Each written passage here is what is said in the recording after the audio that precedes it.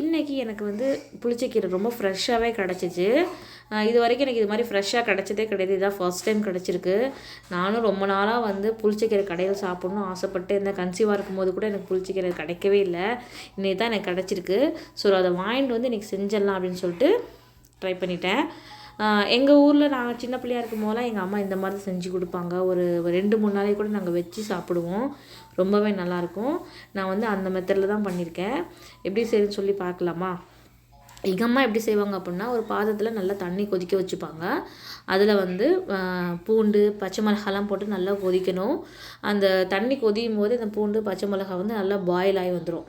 அவ்வளோதான். நல்லா பாயில் ஆனதுக்கப்புறம் நம்ம க்ளீன் பண்ணி வச்சுருக்க கீரை இருக்கு இல்லையா, அந்த புளிச்சக்கீரையை வந்து உள்ளே சேர்த்துருவாங்க. உள்ளே சேர்த்ததுக்கப்புறம் வந்து நல்லா கிளறி விட்டே இருப்பாங்க.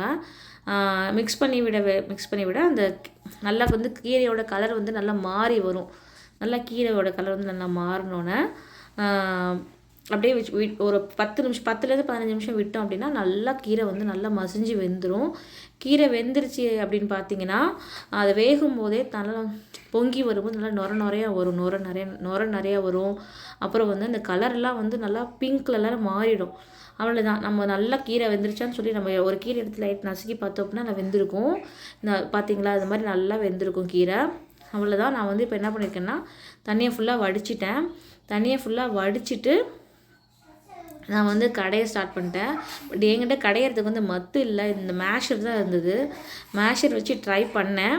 பட் பாய் தான் வந்தது. அதனால் மீதியை வந்து நான் என்ன பண்ணிட்டேன் அப்படின்னா, அந்த வெஜிடபிள் பிளெண்டர் இருக்கும் இல்லையா, அதில் போட்டு பிளெண்ட் பண்ணி எடுத்துட்டேன். அதில் கொஞ்சம் நல்லா வந்தது. அவ்வளோதான். உங்களுக்கு முடியல அப்படின்னா நீங்கள் வந்து மிக்ஸி ஜாரில் கூட ஒரு பல்ஸ் மோடில் 2 ஓட்டு ஓட்டிங்கன்னா கரெக்டாக வந்துடும். அவ்வளோதான். அதுக்கப்புறம் வந்து நம்ம என்ன பண்ணணும் அப்படின்னா, பாத்திரத்தில் நல்லா எண்ணெய் ஊற்றி கடுகு, எங்கள் அம்மா எப்படி பண்ணுவாங்கன்னா, நல்லா கருப்பு உளுந்த பருப்பு வந்து ஒரு 2 ஸ்பூன் போட்டுப்பாங்க.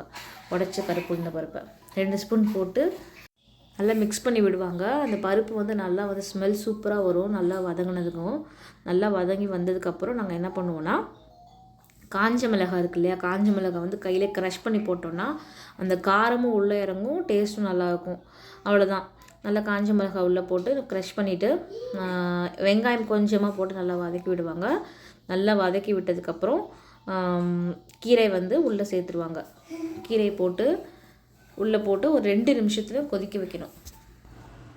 நல்லா 2 நிமிஷம் கொதிச்சதுக்கப்புறம் வந்து பார்த்திங்கன்னா நம்ம எடுத்து சாப்பிட ஆரம்பிக்கலாம்.